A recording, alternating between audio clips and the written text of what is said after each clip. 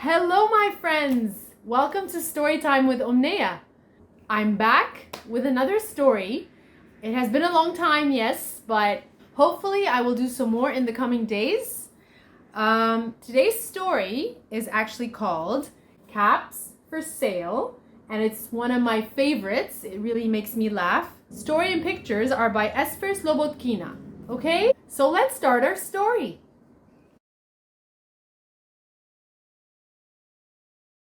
Once there was a peddler who sold caps.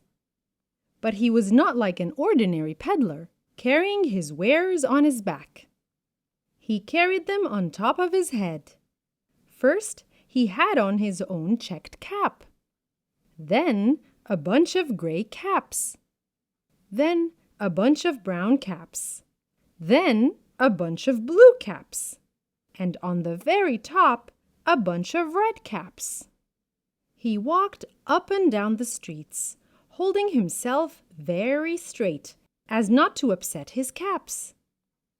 As he went along, he called, "Caps! Caps for sale! 50 cents a cap!" One morning he couldn't sell any caps. He walked up the street and he walked down the street, calling, "Caps! Caps for sale! 50 cents a cap!" But nobody wanted any caps that morning. Nobody wanted even a red cap.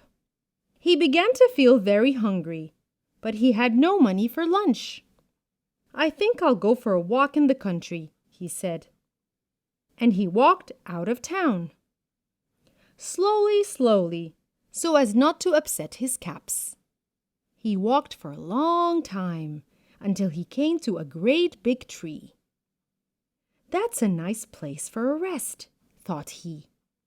And he sat down very slowly under the tree and leaned back little by little against the tree trunk, so as not to disturb the caps on his head.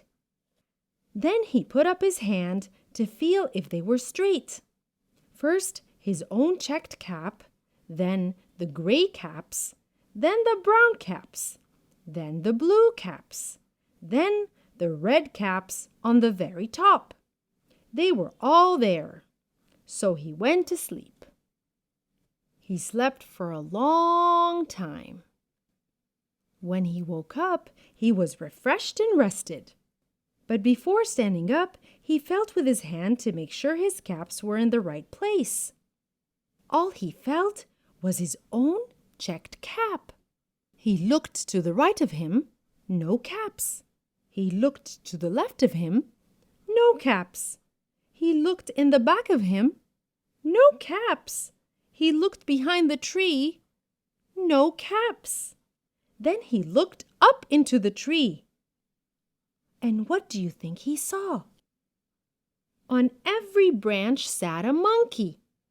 On every monkey was a gray or brown or a blue or a red cap. The peddler looked at the monkeys looked at the peddler. He didn't know what to do. Finally, he spoke to them. "You monkeys, you," he said, shaking a finger at them. "You give me back my caps." But the monkeys only shook their fingers back at him and said, "Tss, tss, tss."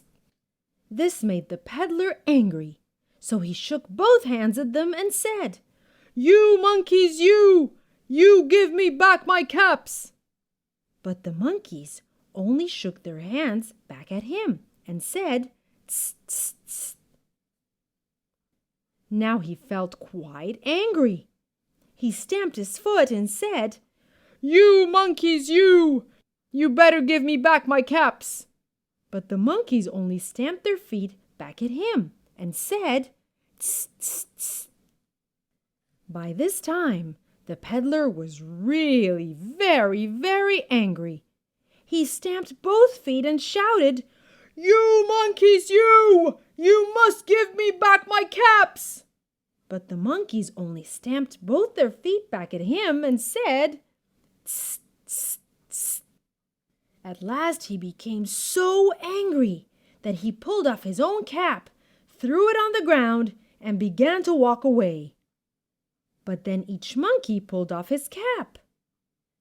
And all the gray caps, and all the brown caps, and all the blue caps, and all the red caps came flying down out of the tree. So the peddler picked up his caps and put them back on his head. First his own checked cap, then the gray caps, then the brown caps, then the blue caps, then the red caps on the very top. And slowly, slowly, he walked back to the town calling, "Caps, caps for sale, 50 cents a cap." The end. Okay, so what do you think of our story? It's funny, right? Okay, if you really like this story, please hit the subscribe button and hit the bell so you can get notifications of more stories when we publish them. See you later. Bye.